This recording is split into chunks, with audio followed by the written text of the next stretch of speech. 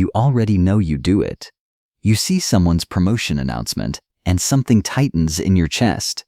You scroll past a photo and feel, for just a moment, like your own life has shrunk. You hear about what someone else is earning, where someone else is traveling, who someone else has become. And before you can stop yourself, the calculation has already run. Where do I rank? How do I measure up? Am I ahead or behind? And then comes the guilt, because you know you shouldn't think this way. You tell yourself to be grateful. You remind yourself that comparison is the thief of joy.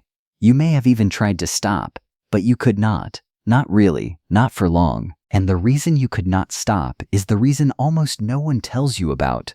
This is not a flaw in your character. It is a feature of your brain.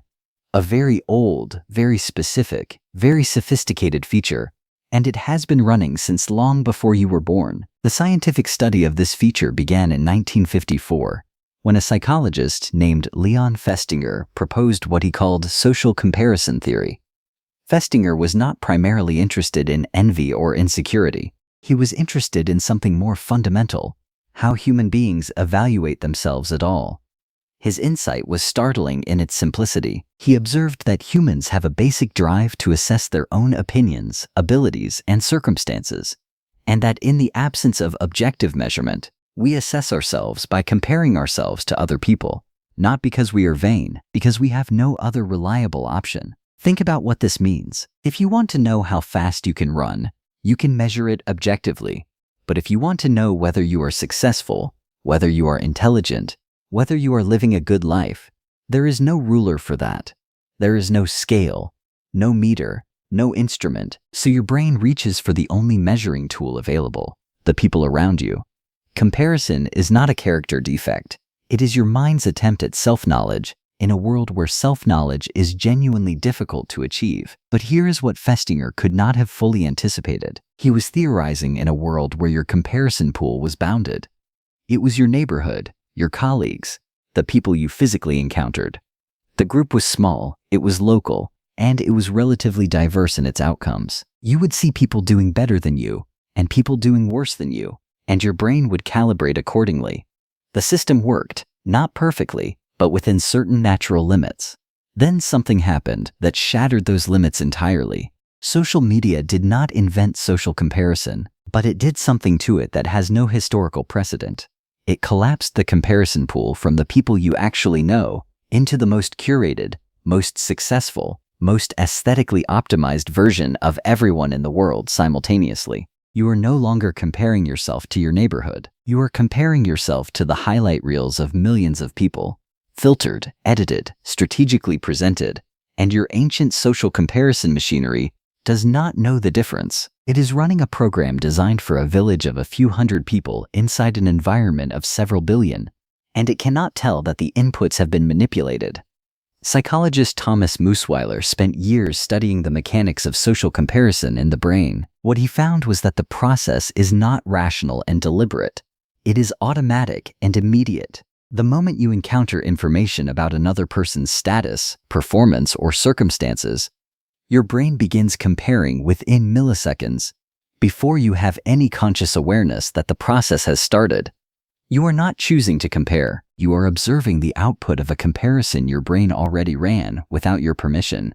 And the direction of that comparison matters enormously. Festinger originally identified two types: upward comparison, where you compare yourself to someone you perceive as doing better, and downward comparison, where you compare yourself to someone doing worse. Upward comparison tends to generate feelings of inadequacy, envy, or motivation, depending on whether you believe the gap is closable.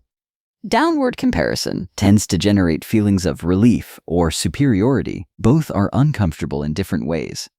Both are ancient, and both are running constantly, usually below the level of conscious awareness. But there is a third dynamic that most people never hear about, and it may be the most important one.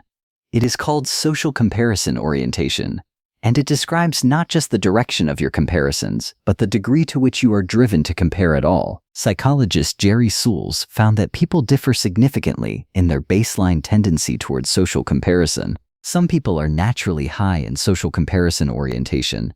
Their nervous systems are more tuned to relative standing, more sensitive to information about how others are doing, more likely to interpret incoming social information through a comparative lens. And here is the part that changes everything. This orientation is not purely chosen. It has significant roots in temperament, in early relational experience, and in the social environment in which you developed. If you grew up in a household where your worth was conditional, where love or approval depended on performance, on achievement, on being better than a sibling or a peer, your nervous system learned to monitor relative standing as a matter of emotional safety. The comparison was not a hobby, it was a survival skill. Your brain encoded the lesson. Knowing where you rank is how you know whether you are safe. And that lesson does not simply dissolve when the childhood environment is over. It persists in the architecture of your automatic responses, firing every time you encounter information about what someone else has, is, or has become. This is why telling yourself to stop comparing does not work. You are addressing the surface behavior while leaving the underlying architecture untouched. The comparison is not the problem. The comparison is the symptom. The problem is the belief your nervous system formed long ago about what relative standing means for your safety, your worth, and your right to take up space in the world.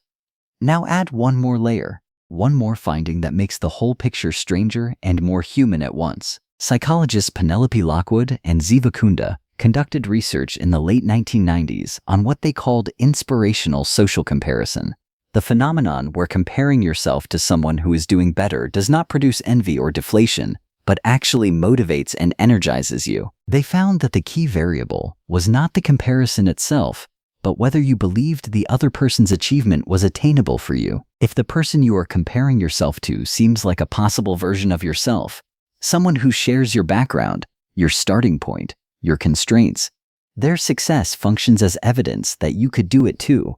The gap becomes motivating rather than demoralizing. But if the person seems fundamentally different from you, if their success seems to belong to a category of person you could never inhabit, the same comparison produces only deflation. This is why seeing a stranger succeed can sometimes inspire you and sometimes devastate you.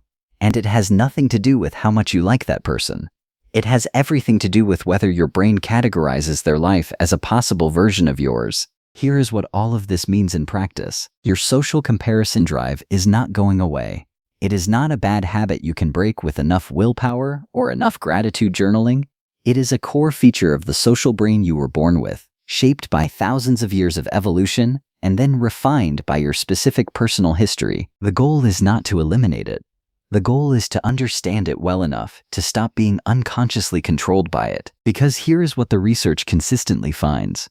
People who are aware of the comparison process, who can notice it happening, name it, and contextualize it, are significantly less destabilized by it than people who experience it as an unexamined automatic reaction.